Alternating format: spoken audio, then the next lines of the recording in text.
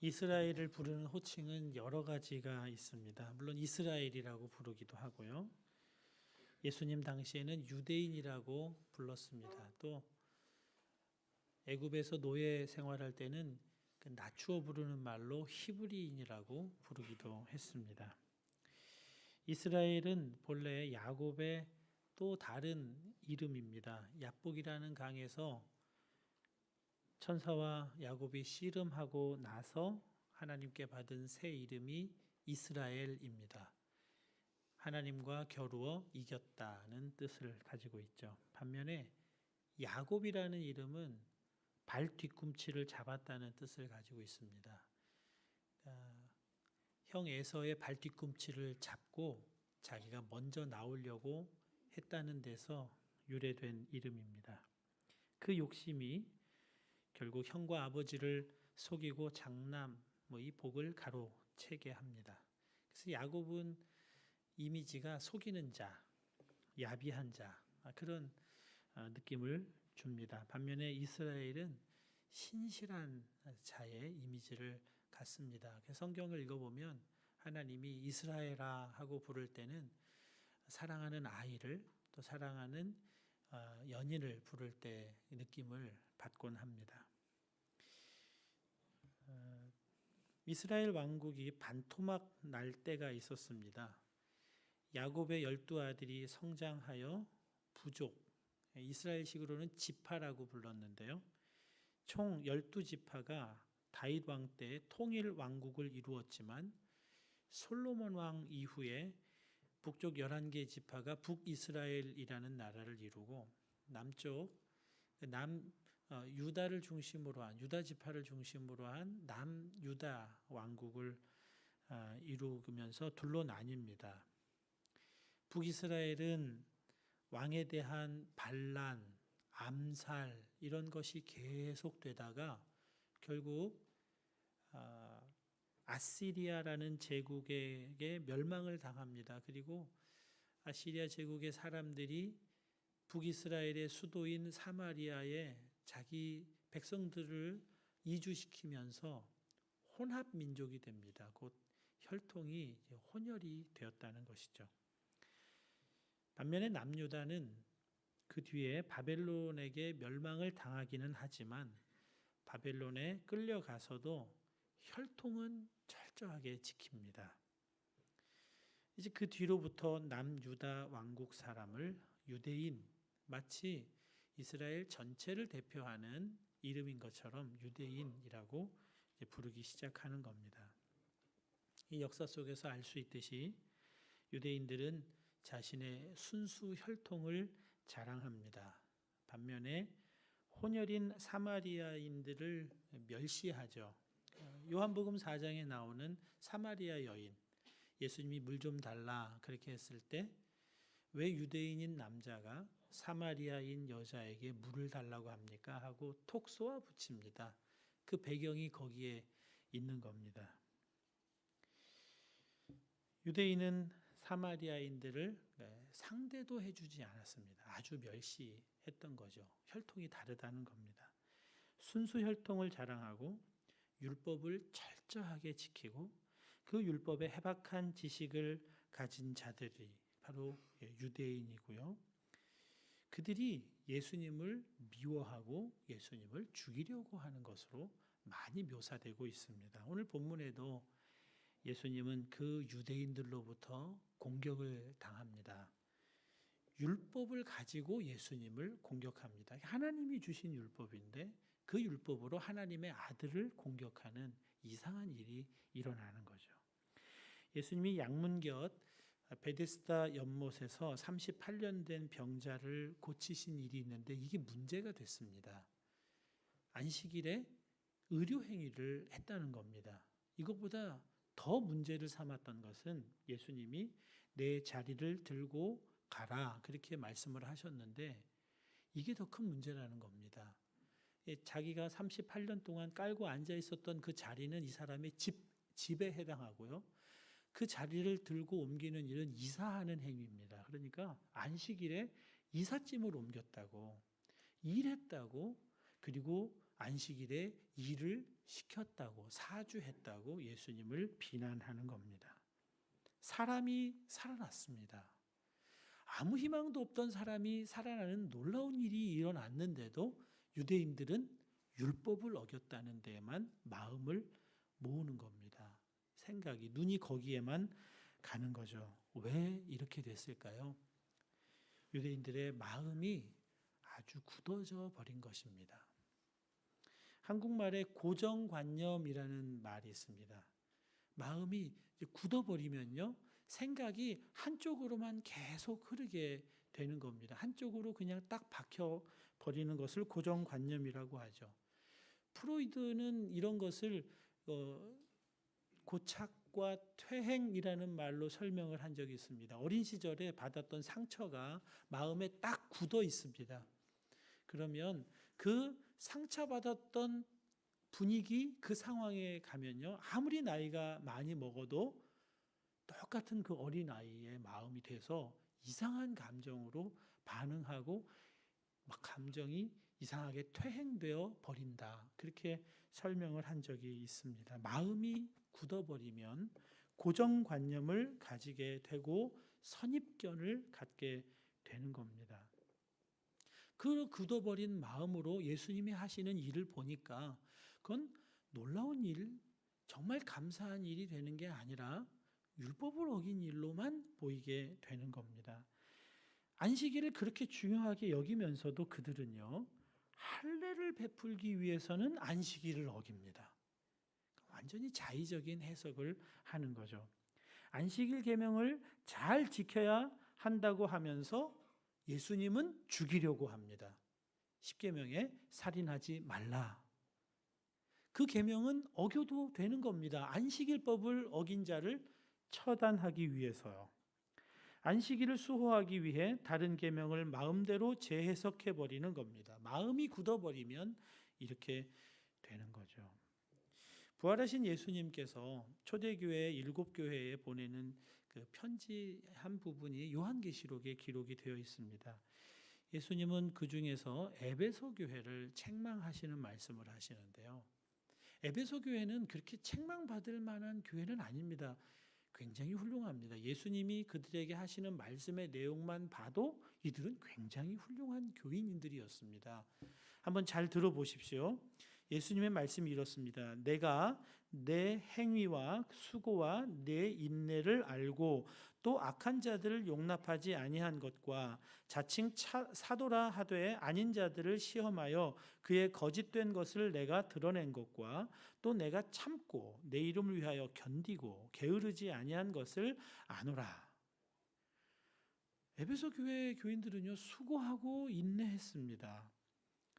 악한 자들을 용납하지 않았어요. 선한 일에 힘을 썼습니다. 무엇보다 이단이 몰래 들어왔을 때 이단들로부터 교회를 지키기 위해서 진리로 싸웠습니다. 그래서 이단을 척결해내는 그런 일을 했습니다. 예수의 이름으로 인내하고 예수의 이름으로 견디고 게으르지 않았던 사람들입니다. 그런데 이들에게 예수님이 말씀하십니다. 그러나 너를 책망할 것이 있나니 너의 처음 사랑을 버렸느니라 그랬습니다. 진리를 수호하기 위해서 악한 자를 대항해서 싸우는 일도 했고 게으르지 않았고 인내했고 참고 견디는 일은 잘했지만 그 모든 일에도 불구하고 책망을 받아야 했던 것은 사랑을 버렸다는 겁니다. 그러니까 진리를 위해 싸우다가 사랑의 마음이 다 훼손되어 버린 겁니다. 마음이 딱딱하게 굳어져 버린 겁니다. 유대인들이 그런 거죠. 하나님이 주신 율법을 잘 지켜야 해. 철저히 지켜야 해. 그런데 하나님의 마음은 다 상실해 버린 겁니다. 하나님의 말씀을 지킨다고 하면서 하나님과는 아무 상관없는 사람들로 변질되어 버린 겁니다. 사도 바울이 고백하죠. 내가 예언하는 능력이 있어 모든 비밀과 모든 지식을 알고 또 산을 옮길 만한 모든 믿음이 있을지라도 사랑이 없으면 내게 아무 유익이 없느니라. 내 몸을 불사르게 내어줄지라도 사랑이 없으면 아무 소용이 없느니라. 여러분, 마음이 굳어지는 것을 주의하셔야 합니다. 수고하고 인내하다가 마음이 굳어지는 일이 있습니다. 하나님의 말씀을 잘 지키려고 하다가 마음이 굳어집니다. 의를 위하여 싸우다가 마음이 굳어집니다. 교회 일을 봉사를 하려고 하다가 마음이 굳어지는 일이 있고요. 가족을 잘 돌보고 가족을 사랑하기 위해서 열심히 일하다가 마음이 굳어져 버립니다. 본질은 다 사라지고 그 목적은 다 사라지고 마음 굳어지는 일만 남는 것, 그것을 주의해야 한다고 말씀하십니다. 마음이 굳어지면 안 됩니다. 왜냐하면 마음은 생명이기 때문에 그렇습니다. 무릇 지킬 만한 것 중에 더욱 내 마음을 지키라. 생명의 근원이 이에서 남이니라. 마음이 생명입니다. 생명은 흐름이잖아요. 흐름은 부드러울 때 흐름이 있습니다. 딱딱하게 굳으면 흐르지 않습니다. 여러분, 피가 굳으면 사람이 살 수 있습니까? 피는 흘러야 살 수 있습니다. 마음이 굳은 것은 곧 영혼의 죽음인 겁니다. 하나님이 가장 경계하시는 것이 굳은 마음입니다. 나라를 되찾는 일보다 이스라엘 백성들이 포로에서 돌아오는 일보다 더 하나님이 먼저 하시려고 하신 일이 있습니다. 에스겔 36장 26절에 이렇게 이스라엘 백성들에게 말씀하십니다. 또 새 영을 너희 속에 두고 새 마음을 너희에게 주되 너희 육신에서 굳은 마음을 제하고 부드러운 마음을 줄 것이라 했습니다. 생활이 너무 힘들고 어려워도 진리를 수호하며 진리를 지키려고 살아가면서도 마음이 굳어지지 않도록 해야 하는데, 하나님이 해주신 일이 새 영을 너희에게 부어주겠다는 겁니다. 새 영이 뭐죠? 성령님이시죠. 성령님을 받아야 한다는 겁니다. 성령님을 받아야 진리 가운데 살아가도 마음이 굳어지지 않습니다. 성령님이 오셔서 하시는 일이 무엇입니까? 딱딱하게 굳어버린 그 마음을 제거하시겠다는 겁니다. 마음을 부드럽게 해주시겠다 하는 것이 성령님이 오셔서 하시는 일 중에 하나입니다. 마음이 굳어진 유대인들은 예수님을 죽이려고 합니다. 예수님이 그들에게 묻습니다. 왜 너희는 나를 죽이려고 하느냐? 내가 38년 된 병자 안식일에 고친 일이 왜 그렇게 이상한 일이냐?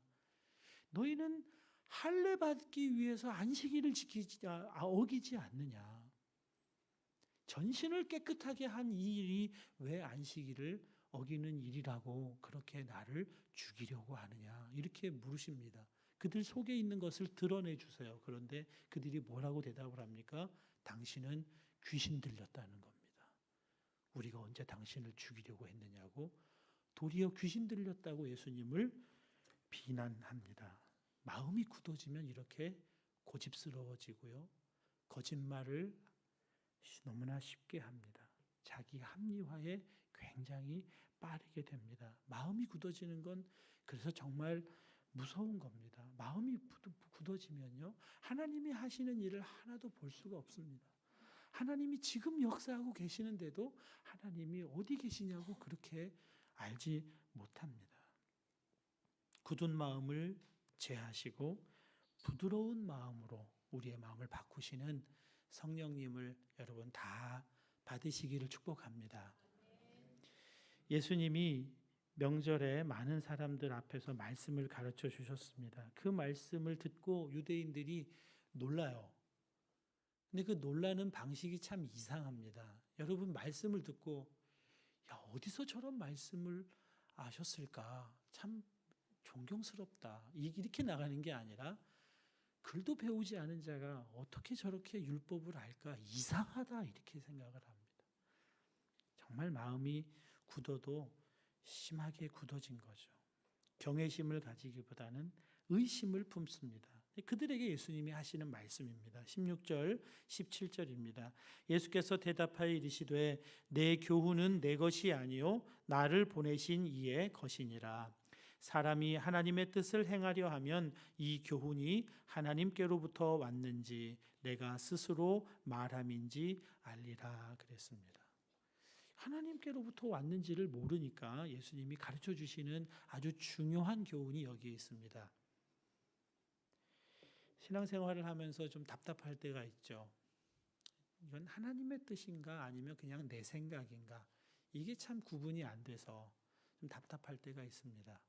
목사에게 와서 상담을 해도요, 그 인생에 관한 일이기 때문에 뭘 결정을 지어서 얘기해 주기가 사실 목사도 부담스럽습니다. 기도해 보시죠. 그렇게 이제 대답을 합니다. 어떻게 하면 하나님의 뜻인지 그냥 내 생각인지 알 수 있을까? 예수님이 분명하게 말씀을 해 주십니다. 사람이 하나님의 뜻을 행하려 하면 이 교훈이 하나님께로부터 왔는지 내가 스스로 말함인지 알리라. 그렇게 말씀을 해 주셨습니다. 이건 훈련이 필요합니다. 하나님의 뜻인지 내 생각인지 알려면 하나님의 말씀을 실천해 보면 안다는 겁니다. 하나님의 말씀을 그대로 행하려고 하면 이게 그냥 내 생각인지 하나님이 부으시는 마음인지를, 하나님의 뜻인지를 알게 됩니다. 처음에는 잘 몰라요. 그런데 훈련하고 또 훈련하고 또 훈련하면 이제 점점 잘 알게 됩니다. 어떻게 그게 하나님의 생각이에요? 하나님의 음성이에요? 그건 들어본 사람은 압니다. 실수할 때가 있어요. 내 생각을 하나님 생각인 것처럼 착각할 때가 있긴 있습니다. 그런데 그런 실수도 훈련의 과정입니다.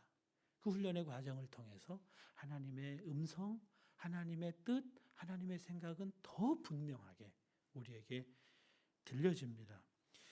황성주 박사의 절대감사라는 책에 목사님의 간증이 나옵니다. 이분이 처음에는 의학 박사였는데 나중에는 목사님이 되셨더라고요. 어머니가 나이가 90이 넘으셨는데 어느 날 목사님 부부가 하와이에 있는 열방대학에 이제 제자훈련 받으러 가기로 정했습니다. 그런데 연로하신 어머니가 의식을 거의 이제 잃으시고 그냥 자리에 누워 계시는 겁니다.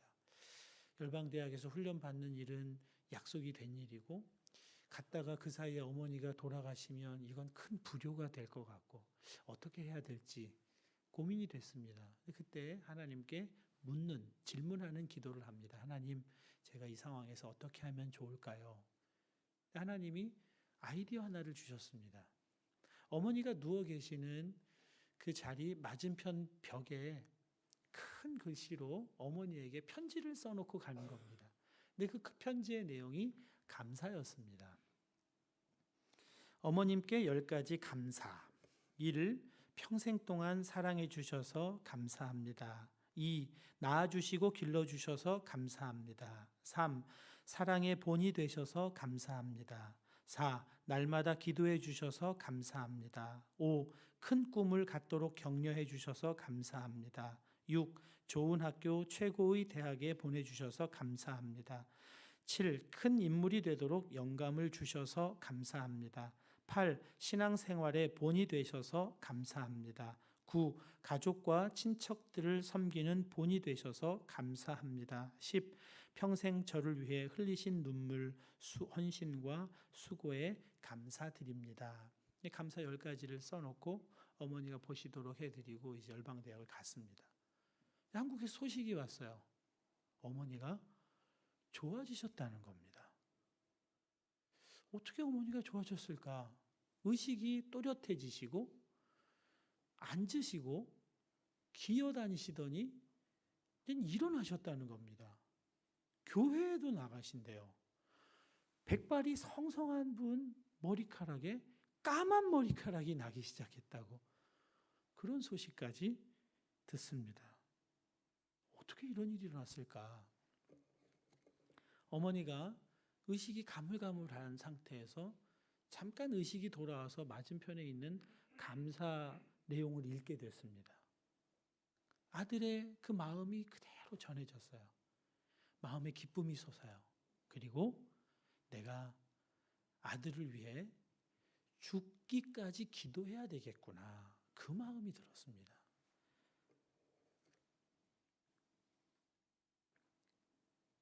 네 번째 감사가 그거죠. 날마다 기도해 주셔서 감사합니다. 아, 내가 기도한 게 우리 아들에게 감사한 일이었구나. 그리고 날마다 이제는 누워서 기도하시고, 그리고 이제는 의식이 또렷해지니까 좀 앉아야지. 앉아서 기도하시고, 다리가 튼튼해야 더 오래 살아서 아들을 위해서 더 기도하지. 일어서서 걷기 시작하고, 예배당 나가서 기도하고자 하는 소원이 생겨서 예배당 나가서 기도하고, 아들을 위해 기도하는 게 내 사명이지. 사명을 알게 되신 거예요. 여러분, 사명을 알게 된다는 건 참 놀라운 일이죠. 그죠? 사명이요, 부담스러운 일이고 짐처럼 느껴지지만 사명을 갖는 일은요, 사람을 살리는 일이 됩니다. 사명으로 사는 일이 되고 사명이 사람을 살리는 그 놀라운 일이 되는 겁니다. 범사에 감사하라. 이 말씀을 실천해 봤더니 이건 정말 하나님 말씀이구나. 이건 정말 하나님 뜻이구나. 그냥 감사하면 기분 좀 좋아지는 정도가 아니라 한 사람이 살아나는 일이 되는구나. 사람의 생각, 사람의 아이디어가 아니라 이건 하나님의 교훈이구나. 하나님의 일이구나. 실천해 보니까 알게 되더라는 겁니다. 에스겔이 환상을 봅니다. 성전에서 물이 흘러나와요. 그 물이 처음에는 그냥 스미듯이 나옵니다. 그런데 그 물을 1000번을 셉니다. 그러니까 발목에 올라와요. 또 1000번을 세니까 무릎에 올라오고, 또 1000번을 세니까 허리, 또 1000번을 세니까 이제는 도저히 헤엄치지 않으면 건너지 못할 강이 됩니다. 그 강은 닿는 곳들을 다 살려내고요. 그 강은 바다를 살려냅니다. 그 강이 흘러가서 사해 바다를 살려내는 놀라운 환상을 보게 됩니다. 처음에는 스며 나와요. 그런데 엄청난 강이 됩니다.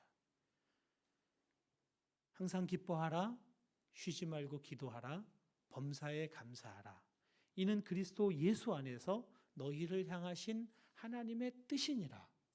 이게 정말 하나님의 뜻인지를 알려면, 경험하려면 스며 나오듯이 아주 작고 사소하고 그냥 당연하게 생각되던 일들에 대해서 감사하기 시작하면, 기뻐하기 시작하면, 그를 1000번, 2000번, 3000번, 4000번 하면 그건 엄청난 강이 된다 하는 거죠.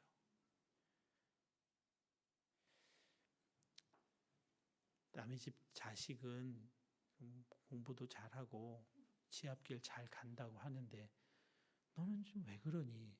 그게 아니고 내 자식으로 있어줘서 참 고맙다, 감사하다. 남의 집 남편은 음식할 때 들어와서 좀 도와주기도 한다는데, 아니, 내가 해준 음식 먹어줘서 참 감사하다, 고맙다. 돈 많이 벌어왔으면 좋겠는데, 아니, 그냥 같이 나와 함께 살아줘서 감사하다. 너무나 당연한 거고, 남편으로서 당연하고 자녀로서 당연한 그 일에 대해서 당연하게 여기지 않고 감사하게 될 때, 그건 그냥 기분 좋은 정도가 아니라 삶을 바꾸고 가정을 바꾸고 공동체를 바꾸는 일이 된다는 거죠. 우리 한번 감사해 볼까요? 옆에 있는 분한테. 무슨 감사를 할 수 있겠어요? 뭐 아무것도 한 일이 없는데 그냥 같이 옆에 있어줘서 감사합니다. 한번 해보시죠. 감사합니다.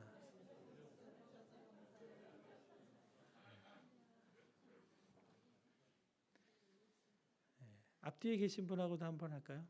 네. 같이 예배 드려주셔서 감사합니다.